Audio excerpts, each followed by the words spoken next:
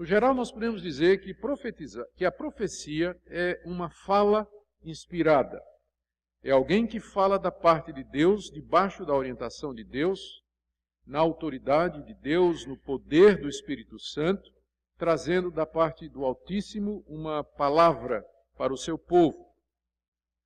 E é preciso, ao dizer isso, explicar que, pelo que nós lemos no Antigo Testamento e no Novo, quando alguém era tomado pelo Espírito Santo e profetizava, isso não significava que aquela pessoa ela entrava numa espécie de transe estático em que ela quase que perdia os sentidos e a sua boca era simplesmente um canal por onde Deus falava diretamente sem qualquer participação do profeta.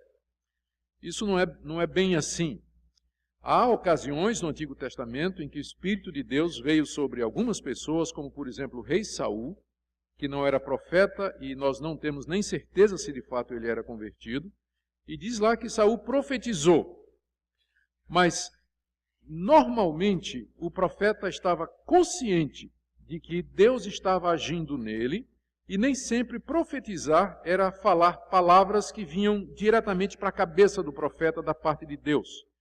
Você percebe isso, por exemplo, no livro do profeta Jeremias.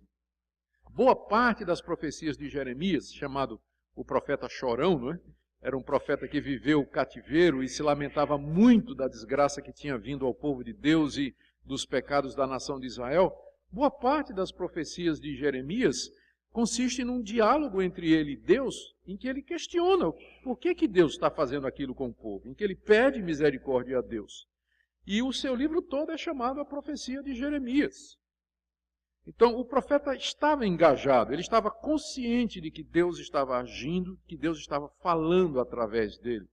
Os profetas de outrora, no Antigo Testamento, quando eles profetizavam, eles eram diferentes, por exemplo, dos oráculos das religiões pagãs.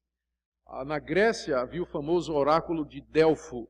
Era uma pitonisa, era uma mulher que se intitulava profetisa do deus Apolo, que era o mensageiro, o deus mensageiro. E o que acontecia é que o adorador do deus Apolo procurava aquela profetisa para saber a vontade do deus Apolo para a sua vida. E a mulher entrava em transe, né? Entrava em transe, saía de si, alguma coisa se apoderava dela, e a gente sabe o que era, né? E então ela falava e dizia um monte de coisas para aquela pessoa. Os profetas de Israel não eram assim. Eles não entravam em transe, possuídos por uma entidade qualquer. Mas eles permaneciam nos seus sentidos. Deus, é isso que é interessante a respeito da Bíblia e da profecia. Deus preservava o conhecimento, a identidade, as características do profeta e não anulava a sua humanidade, mas falava através deles, usando-os, não mecanicamente, mas como nós chamamos, organicamente, integrando a personalidade do profeta, o conhecimento do profeta, o estilo do profeta. A prova disso é que se você comparar, por exemplo, o estilo do profeta Amós com o estilo do profeta Isaías, com o estilo do profeta Jeremias, ou o estilo do profeta Daniel, você vai ver que são completamente diferentes. Era o mesmo Deus falando, mas o estilo, a forma é diferente, porque Deus respeitava a personalidade do profeta.